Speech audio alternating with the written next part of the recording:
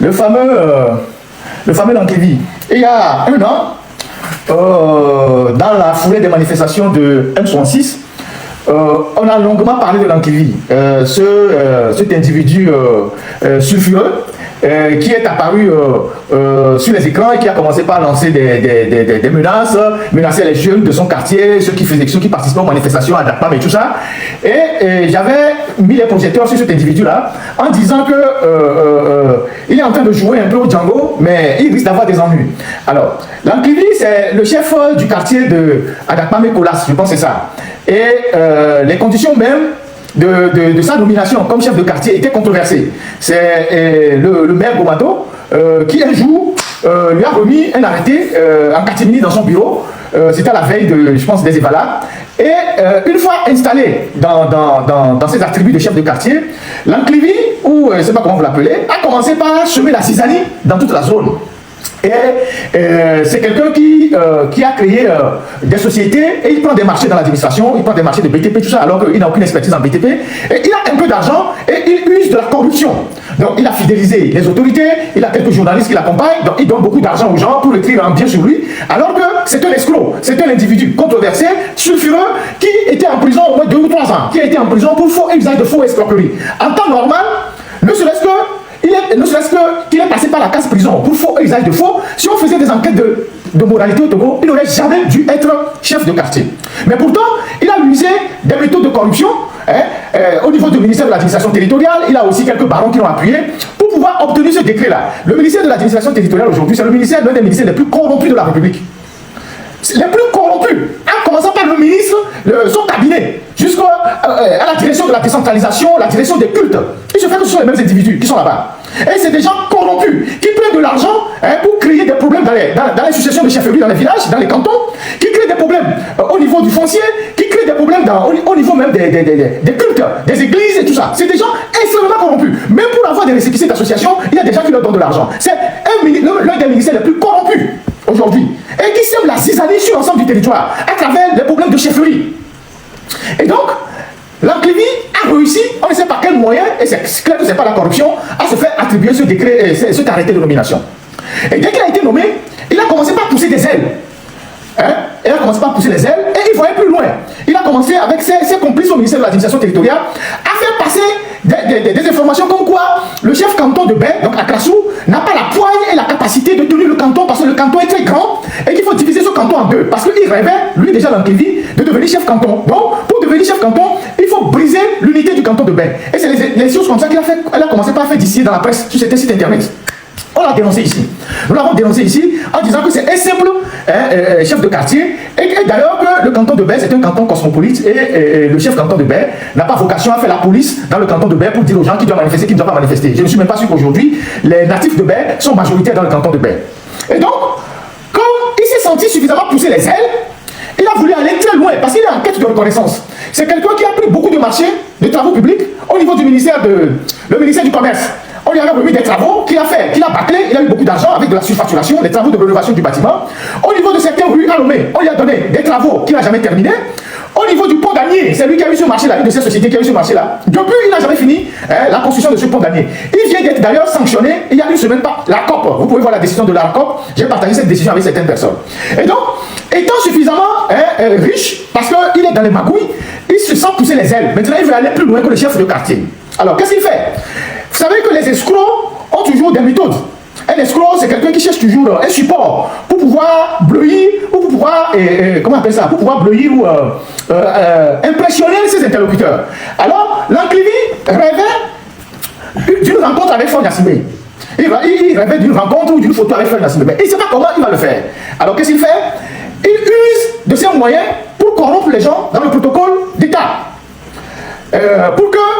Pour pouvoir obtenir une invitation pour venir présenter les vœux à Faure Gnassingbé. Habituellement, les chefs quartiers ne vont pas présenter les vœux au président de la République, maintenant PC. C'est les chefs cantons. Donc, Faure connaît pratiquement presque tous les chefs cantons de la ville de Lobé. Il connaît Adjalé, il connaît Aklassou, il connaît Sédjo, il connaît Djidolé, il connaît, je ne sais pas s'il y a des chefs cantons à Bakida et à Sabado, mais il connaît pratiquement les chefs, les 5 grands chefs qui sont à Lobé. Il les connaît. Donc, qu'est-ce qu'il fait? Il donne de l'argent à des gens dans le protocole, alors qu'il n'est pas chef canton, donc il veut aller saluer Faure Gnassingbé. Or, c'est les chefs cantons seulement qui peuvent aller présenter les vœux. Donc, lui, les chefs quartier, il donne des moyens dans le protocole d'État et on lui envoie une invitation institut personnel. Alors, le jour de la présentation des vœux, il se glisse parmi les gens et il va présenter les vœux et il va là-bas et il attire l'attention sur sa personne. En fait, au lieu de passer inaperçu rapidement, quand il salue, je pense, le président, c'est pas tout ça, il reste un peu plus longtemps pour prendre les photos, tout ça. Parce qu'il a besoin d'une photo de Faure pour influencer les gens. Je vais vous dire ça tout à l'heure. Et donc, on s'est rendu compte au niveau de la présidence que c'est un intrus. C'est un intrus, et là, ils ont commencé à se demander comment il est arrivé là. Comment est-ce qu'il est arrivé là? Et c'est en faisant les enquêtes qu'ils se rendent compte qu'il a corrompu les gens dans le protocole d'État.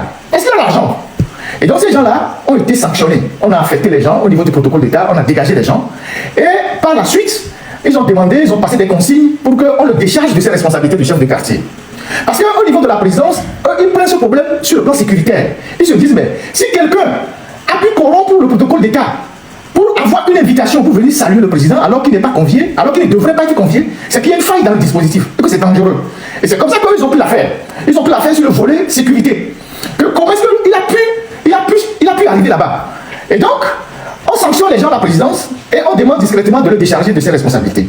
C'est comme ça que le ministre de l'administration territoriale, moi j'avais appris cette histoire il y a plus de 10 jours, a demandé au même Gomado qui lui a remis l'arrêté de le décharger de l'arrêté. Donc Gomado prend l'arrêté et annule le premier arrêté qui fait de Lanklivi le chef du quartier de Adakpamé, Colas. Donc Lanklivi a été informé qu'il n'est plus chef de quartier, mais il y a un courrier qui a été adressé au chef de baie, à tous les chefs, pour les informer que Lanklivi est déchargé de ses responsabilités. Je vais vous lire les documents. C'est intéressant que je parle de ce sujet, vous allez voir où est-ce qu'on va en arriver. Un instant, je cherche les courriers. Il ne se laisse pas faire. Et vous allez voir pourquoi il ne se laisse pas faire. Il a grandi. Vous savez, les escrocs ont toujours besoin d'avoir quelque chose pour justifier leur escroquerie. Tu vois, il est, pour faire rire un peu, vous voyez, c'est un chef, il a besoin d'une photo de Faure Gnassingbé dans son bureau ou quelque part pour influencer les gens. Donc il fallait qu'il voit Faure Gnassingbé du ciel à la main et il met la photo de Faure. Vous voyez les gens qui, vous allez dans leur bureau là, et ils ont plus de photos de Faure Gnassingbé que de photos de leurs parents. Ils n'ont même pas de photos de leur papa ni de leur maman, mais ils ont les photos de Faure Gnassingbé partout dans leur bureau.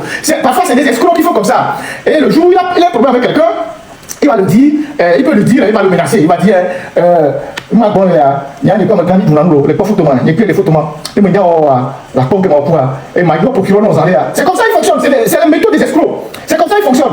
Et il va lui dire, comme il n'a pas fait de très grandes études, il va parler vernaculaire, il va lui dire, il y a les pas photos à finir, il y a comme quand il y a commis autoroute de projet les gens me donnent à moi. Donc il me dit ma procureur non. C'est les bêtises comme ça qu'il faut allumer. Ils sont nombreux comme ça, c'est des escrocs. Donc, il a besoin d'avoir une photo de Faure Gnassingbé pour continuer son entreprise d'escroquerie dans son bureau. Et donc, il fallait qu'il fasse tout pour aller à la présidence. Et donc, il est allé à la présidence. Et maintenant, qu'est-ce qui s'est passé? On décide de lui retirer son arrêté de nomination. Et quand ils ont retiré l'arrêté, le maire, Gomado, on peut voir, a transmis un bordereau d'envoi à tous les chefs. Voilà le bordereau d'envoi, l'arrêté municipal, transmission, l'arrêté municipal, machin, Ojo Neuville, il a un joli nom, Neuville, chef du quartier d'Adakpamé, Pota-Colas, dans la commune de Golfe 1. Donc, Gomado annule son arrêté et envoie un bordereau pour informer les chefs. Mais Lanklivi, il est devenu Lankligan. Il m'a dit, mais c'est quoi cette histoire? Il n'a pas voulu se laisser faire, parce que quand vous élevez un petit serpent, il devient un grand serpent, il croit qu'il est arrivé, donc il va défier l'autorité. Qu'est-ce que Lanklivi fait?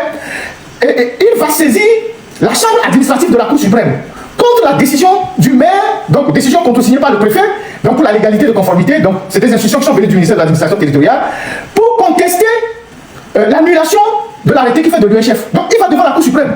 Donc il ne veut pas se laisser faire. Il n'a pas compris que c'est sa bonde à la présidence là qui fait qu'on veut le décharger. Donc il va saisir la Cour suprême. Donc vous allez voir au greffe de la Cour suprême, je vais vous montrer ça. Cour suprême du Togo, chambre administrative. On montait ça tout à l'heure. Voilà, greffe, Cour suprême du Togo, chambre administrative, préfecture du Golfe, Lomé le 20 avril 2026.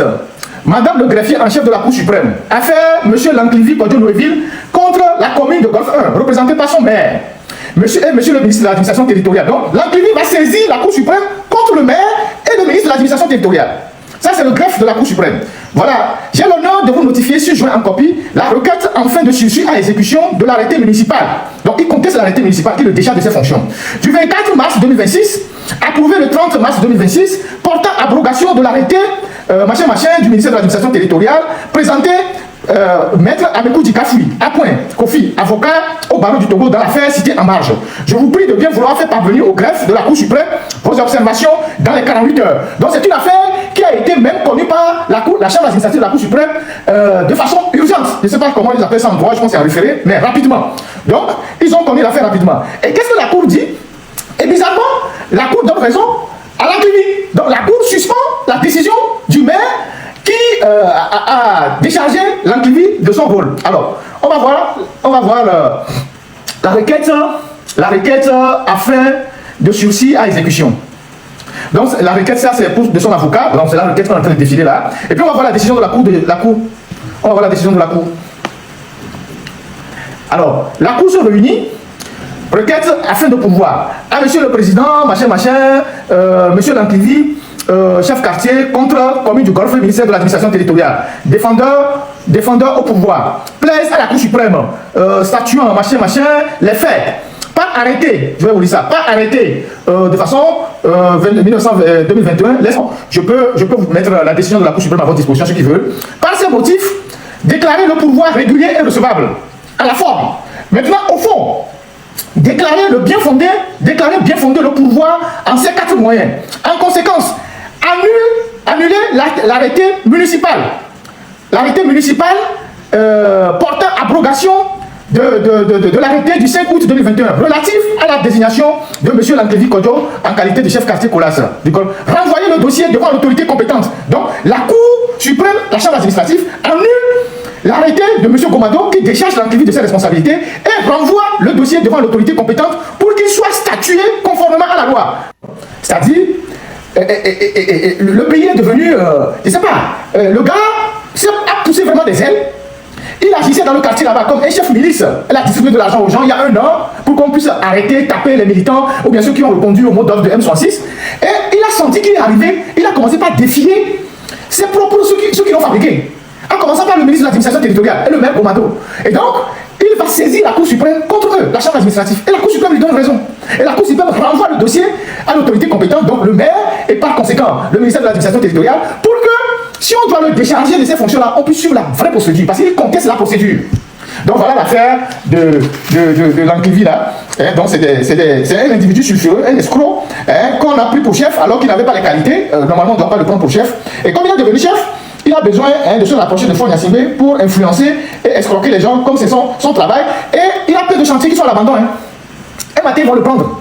Il a un nouveau dossier qui est sorti par la COP. Un matin, ils vont le prendre. Comme on finit par prendre les gens, ouais, peut-être venir là. Un matin, ils vont le prendre. Parce que les dossiers pour l'arrêter, il y en a plein. Les magouilles qu'il fait là, pour l'arrêter, il y a plein de dossiers.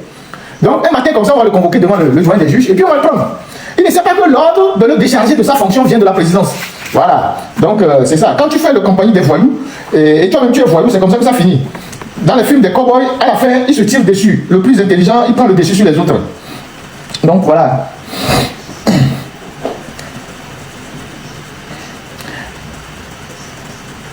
Alors, Fonia Sibé était au comment ça s'appelle ça? Kirghizistan, voilà. Bon, on l'appelle comme vous voulez. Kirghizistan, voilà. Il était au Kirghizistan. Je ne sais pas si tout le monde arrive à prononcer facilement le nom de ce pays-là. Alors, quand je prends le tableau de bord de Kirghizistan, excusez-moi, sur ce point-là, je suis en train de bégayer un peu. Un instant. Kirghizistan. J'ai pas bien fait l'alphabet à l'école, donc parfois. Alors, je fais un peu le tableau de bord du Kirghizistan. Alors, le Kirghizistan a pour particularité politique, c'est une république qu'on appelle la république kirghize, et qui a un cadre démocratique représentatif avec un système présidentiel où le président est le chef de l'État et on a le président du conseil des ministres qui est le chef du gouvernement. Donc ils ont un PC là-bas, ils ont un PCM, ils ont un président de la République, donc ils ont leur envie de tomber là-bas et ils ont leur PCM. Voilà, ça c'est le système politique. Je ne sais pas si ça a évolué, mais c'était le système politique qu'ils avaient. Donc ils ont leur PC et ils ont leur PCM. Le président de la République plutôt, PR et le PCM. Mais c'est le PR qui a accueilli Faure Gnassingbé. Le Kyrgyzstan est un pays qui est caractérisé par un développement économique insuffisant, des infrastructures défaillantes, des perspectives d'emploi limitées. Le pays connaît un taux de criminalité élevé, une corruption endémique et un climat d'insécurité patent. Donc ça, c'est le tableau de bord de ce pays d'Asie centrale qui était anciennement une république de l'URSS. Et c'est notre PC qui nous fait découvrir le Kyrgyzstan.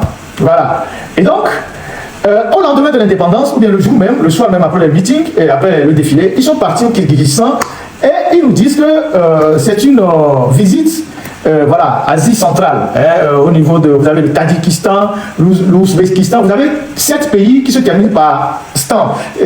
L'expression Stan, c'est le pays de, c'est comme on dit chez nous, Yaokope, c'est pas, Amoussoukope, Amoussoukondi, quelque chose comme ça. Donc les Stans, c'est genre les copés. C'est comme vous allez en Côte d'Ivoire, chez nos frères baoulés, on dit Yamsokro. Yamsokro, Kro veut dire village en fait. Voilà, Yamsokro, Kwasikro, tout ça là. Donc c'est quelque chose comme ça. Donc l'Estan veut dire pays de. Donc Ouzbékistan, pays des Ouzbeks. Et Tadjikistan, pays des Tadjiks. Donc Afghanistan, pays des, voilà, des Afghans. Donc ils sont partis au Kyrgyzstan, qui est au fin fond de l'Asie centrale là-bas, un pays montagneux. Et avant de partir, ils nous disent que c'était pour aller nouer des partenariats et tout, ils ont sorti un communiqué. Alors, on va voir comment ils sont partis au Kyrgyzstan, avec qui ils sont allés là-bas. Donc, ils sont allés là-bas, voilà, Faure est allé là-bas avec 12 ministres, en tout cas ce que j'ai compté, ici c'est 11, mais on va les compter ensemble, hein, avec 12 ministres. Ils disent qu'ils sont allés là-bas pour nouer des partenariats dans plusieurs domaines, hein, pour des échanges économiques, pour ci, pour ça, et tout, et tout, et tout.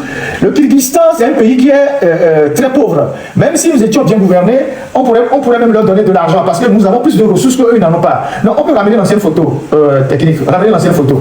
Donc, ensemble, on va compter les ministres qui étaient de la délégation. Donc, on a un ministre, on a 2, on a 3. Parmi ceux qui sont en train d'applaudir là, sur cette photo, ils sont 11. Sur cette photo, ils sont 11, mais sur l'autre photo, ils sont 12.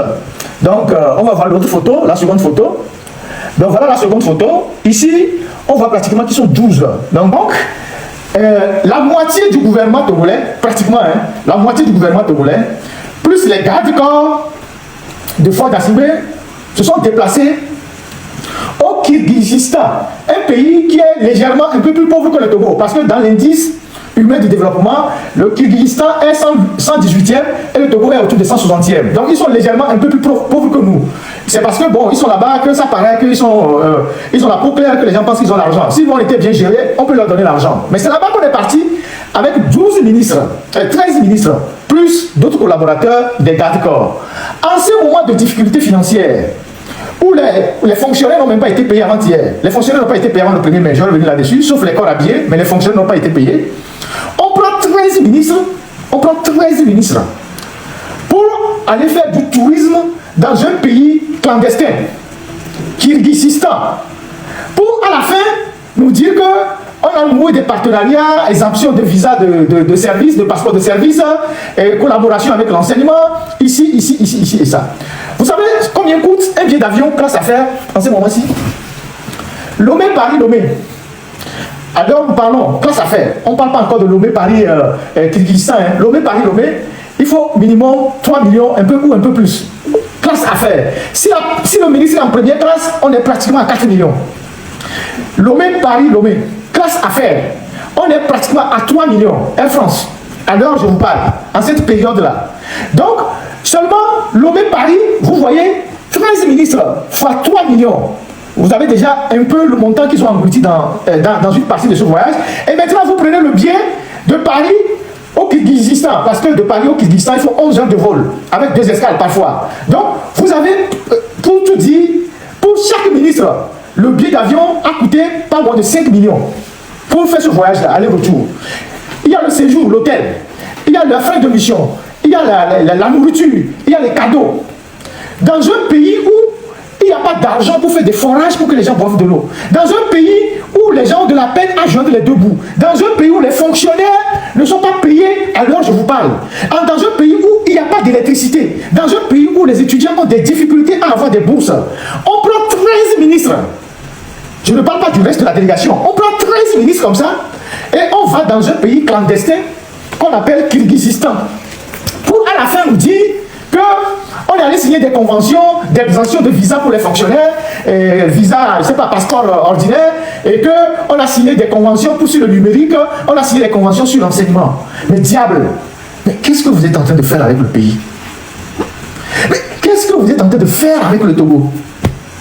Et parmi tous ces gens-là, il n'y a personne, parce qu'il y a des économistes là-bas, il y a des gens qui sont outillés là-bas, il n'y a personne pour dire à M. Fognassime, nous ne pouvons rien attendre de ce pays-là. Vous allez chercher quoi dans un pays comme ça? Un pays clandestin. Sauf si vous partez là-bas, chercher l'exemption des visas de service pour aller cacher quelque chose plus tard là-bas. Parce que c'est aussi ça la réalité. Quand on dit ils ont signé des accords pour l'exemption des visas, pour les passeports de service, peut-être qu'ils veulent transporter quelque chose pour aller cacher là-bas après.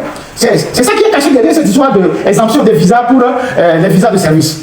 Parce que je ne sais pas ce que ce voyage-là va rapporter au Togo avec autant de ministres que vous avez mis dans l'avion pour partir. En dehors du fait que Ford lui-même, il a pris son jet privé avec ses majordomes, ses gardes-corps, certains de ses intimes, les gens qui sont dans son intimité immédiate, et les ministres, eux, ils prennent un vol commercial. Et vous imaginez ce que ça coûte aux caisses de l'État. Pendant que le trésor à Lomé n'arrive pas à payer les entrepreneurs. Les factures des gens donnent au trésor. Les gens qui ont fait des prestations pour l'État. Les communes attendent de l'argent pour déployer leur programme. Il n'y a pas d'argent au trésor. Depuis jeudi, il semble que les gens appellent le directeur du trésor pour savoir quand ils seront payés. Le directeur du trésor, il est injoignable parce qu'il n'y a pas d'argent. Et vous allez trouver de l'argent avec 13 ministres pour aller au Kirghizistan. Maintenant, une autre question. Pourquoi dans ce groupe-là, il n'y a aucun homme d'affaires? Si c'était pour aller négocier les partenariats pour les opérateurs économiques entre le Togo et le Kirghizistan, on sait que les partenariats, c'est les hommes d'affaires qui les portent. Pourquoi il n'y a aucun homme d'affaires qui était de cette délégation? Parce qu'on a un patronat. On a la chambre du commerce. Si du côté de la France ou des États-Unis, à chaque fois que le président se déplace, il se déplace avec les grands du MEDEF. Quand le président Macron arrive quelque part, la moitié de l'avion est remplie des hommes d'affaires français. C'est pareil pour les États-Unis, c'est pareil pour le Canada. Quand ils arrivent quelque part, c'est que 3 mois avant, il y a eu des discussions préalables. Le président vient, on signe les accords pour Bolloré, on signe pour Bouygues, on signe pour Alstom, on signe pour les grands firmes pharmaceutiques, on signe. Où sont les hommes d'affaires qui étaient de cette délégation? Il n'y en avait pas. Il n'y avait aucun homme d'affaires qui était de cette délégation. Ce sont les ministres qui sont devenus les hommes d'affaires au Togo. Ce sont les ministres qui sont devenus des hommes d'affaires au Togo. Il y a un patronat au Togo. Il y a la chambre du commerce. Est-ce que vous avez demandé que le patronat mette à votre disposition quelques hommes d'affaires et une fois au Kirghizistan, puisque le Kirghizistan est devenu un pays modèle pour vous, vous les mettez en contact avec les autres hommes d'affaires de ce pays-là pour qu'il puisse y avoir des échanges qui sont profitables au pays. Vous prenez 13 ministres, presque la moitié du gouvernement, pour aller faire une promenade de santé dans un pays au fin fond de l'Asie centrale. Et qu'est-ce qu'on voit? Que Ford est parti inaugurer, déposer des germes, il est parti visiter une usine de cahiers. On va regarder ça. Ils sont partis visiter une usine de cahiers. Voilà. Ils sont allés ici pour visiter une usine de fabrication de cahiers. Vous voyez les machines d'imprimerie là? Les machines d'imprimerie là. On a ça à Lomé, plein. C'est avec ça qu'on fait les journaux à Lomé.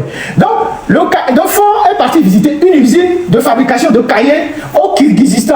Le cahier que imprimerie semeuse fabrique au Togo depuis les années 79-77 là. Les cahiers que imprimerie la semeuse, il y a d'autres imprimeries même à Lomé, mais c'est semeuse que je me rappelle de semeuse. Cahier que imprimerie semeuse fabriquait à Lomé depuis les années 77. Donc Sympato aussi, voilà, les imprimeries qui fabriquaient les cahiers à Lomé avant. Donc semeuse, Sympato et tout ça. Donc le cahier que des imprimeries fabriquées à Lomé, c'est ça qu'ils sont allés visiter dans un entrepôt au Kirghizistan pour nous dire que le président allait visiter une usine. Mais Togo imprimerie, on fabrique des cahiers, alors? Ils fabriquent des cahiers, non? Les cahiers que vous voyez là, c'est quel genre de cahiers que les imprimeries togolaises ne fabriquaient pas? Et c'est des choses comme ça que vous allez visiter au Kirghizistan. Et dit Togo est devenu quoi? Enfin, 13 ministres. Et vous rentrez comme ça au pays, vous ne faites de compte à personne. dans vos histoires de Kyrgyzstan là. Vous êtes revenu là, vous avez fait les comptes à qui? Vous n'avez amené aucun opérateur économique dans ce voyage, aucun homme d'affaires togolais, rien du tout. Mais c'est l'argent des impôts que vous utilisez pour faire ce genre de voyage. Tous ces ministres qui sont partis là, ils ont eu des frais de mission. Ils ont dormi dans les grands hôtels. Ils ont pris des billets d'avion classe affaires. Certains même plus, peut-être même première classe. Tous ces ministres qui sont alignés là, tous ces gens-là, regardez comment ils sont alignés. 13 ministres. Bientôt que moi, c'est-à-dire, on était au 1er mai, la veille du 1er mai.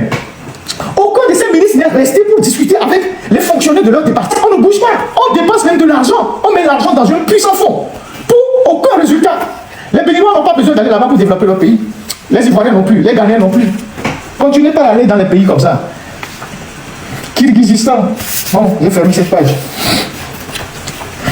Alors, on va revenir au discours de M. Fonassini. Si vous trouvez un pays qui s'appelle comme ça, il faut le renvoyer. Ils vont aller. Vous trouvez un pays qui finit par Stan, il faut leur envoyer la localisation. Ils vont aller. Puis ils n'ont rien à faire à Lomé. Donc, quand ils trouvent un pays bizarre comme ça, ils disent bon, préparez l'avion, on va aller quelque part là-bas. Et voilà, gars, j'espère que vous avez tous suivi la vidéo du début jusqu'à la fin, voilà. C'était une fois encore Ferdinand Haïté, voilà, qui revient sur l'affaire de Lance-Lévy. Pour ceux qui ne le savaient pas, voilà, l'année passée, il y avait l'affaire de Lance-Lévy qui circulait quand les M66 faisaient leur lutte et tout, et Lance-Lévy aussi était rentré dans l'affaire là, parce que Lance-Lévy avait dit que tous ceux qui vont sortir, c'était, je sais pas dans quel quartier là, c'était, c'est ou bien quelque chose comme ça, et il a dit que voilà, ceux qui vont sortir, ils vont subir des choses et tout. Voilà, pour ceux qui ne le savent pas, je l'explique au fait. Voilà, et cette affaire a pris de l'ampleur, voilà, les M66 l'ont attaqué, Ferdinand était aussi sorti certains de ces dossiers et a parlé beaucoup des trucs, voilà, intimes, et les choses cachées, voilà, de Lance-Lévy. Et ce temps-là, l'année passée, c'était chaud. C'était vraiment chaud sur Lance-Lévy. Même c'était chaud sur tous ceux qui veulent l'attaquer, les M66 ou bien veulent venir contre la lutte. L'année passée, c'était chaud. C'était tellement chaud. Si toi, tu sors en même temps que tu dis que ouais, tu vas éteindre la lutte ou bien tu es contre la lutte là, faut savoir que là, toi t'es mort. On sort tous tes dossiers. Mais il a été va sortir tous tes dossiers. Zarabo aussi va faire sortir tous tes dossiers. Au fait, les deux personnes là, Zarabo Ferdinand était là. On dirait que c'est les mots de la même famille au fait. Si tu t'hazardes à dire que tu vas voir, Zarabo va sortir, je vais dire ouais, mais Zibou, s'il commence pas à dire que mais Zibou là. C'est mort. S'il appelle ton nom, lui il dit mais Zibou, voilà, t'es cuit. T'es cuit. Il va encore se faire sortir des choses, Mais l'année passée là, bro, affaire de lutte là, c'était chaud, hein. C'était chaud partout, c'était chaud. Mais c'était quelque chose quand même, Et voilà, c'est ça que Ferdinand était en train de dire. Il parlait d'un an, ça fait un an, voilà. Ça fait un an que toutes ces choses-là étaient passées, où tout le monde attaquait le truc là, tout le monde disait ça, tout le monde plaignait ça. Et bro, c'était chaud. C'est dans ça qu'il est encore, voilà, il a parlé, vous avez écouté tout ce qu'il a encore dit sur Lance-Lévy et tout, et vous avez écouté tout ce qu'il a dit sur tout. Voilà, tous ceux qui ont regardé la vidéo du début jusqu'à la fin vont savoir ce que je dis.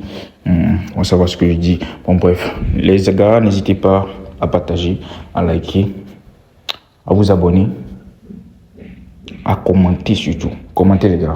Pourquoi vous ne commentez pas? Commentez. Faites des débats dans les commentaires. C'est très important.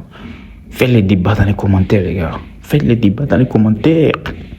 Faites les débats, wesh. Dites ce que vous pensez et puis vous alimentez le débat. Ok, bon, bref, je vous laisse. On se capte après pour une nouvelle vidéo. Ciao. Restez branchés sur cette page car c'est ici que tout se passe. Ciao.